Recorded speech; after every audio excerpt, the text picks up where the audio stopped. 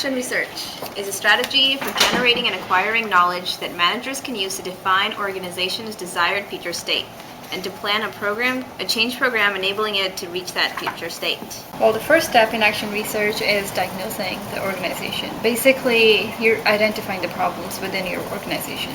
Okay, so you're like finding out what's wrong. It's like a doctor diagnosing a patient that comes up to him. Determining the desired future state is a concept or model of what we want the business to look like after we implement the change. This requires detailed strategies to exercise numerous alternatives. So it's kind of like those buildings that are being made, they have that picture of what the building's going to look like at the end. Like, this is what Valley Medical Center was going to look like at the end. Oh, I know the third step. That's implementing action. So first, you have to make sure that you know what your obstacles are so you can avoid them.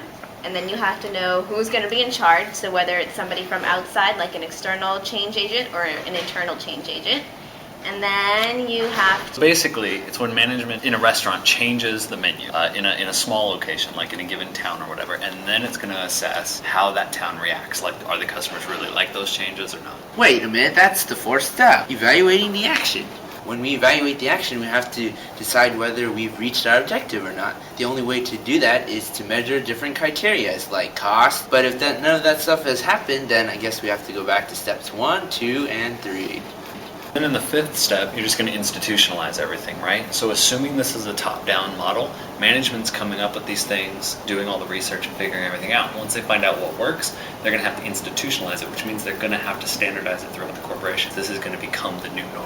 So go back to the 5 steps. So the first one was diagnosing the organization. So that's where you kind of just find out what the problem is. The second step, determining the future desired state. You are seeing where you want your company, like what you want your company to look like at the end.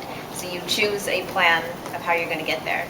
The third one, implementing action. You anticipate your obstacles. You find out who's going to be in charge, and then you just make your plan, whether it's top down or bottoms up. And then the fourth one, evaluating the action, you find out whether it works, whether the results are what you expected, and if that is desirable, then you continue to step 5. If not, then you go back. And then the last one, institutionalizing action research, is basically when the top management basically informs everybody else what's going on, and then everybody knows.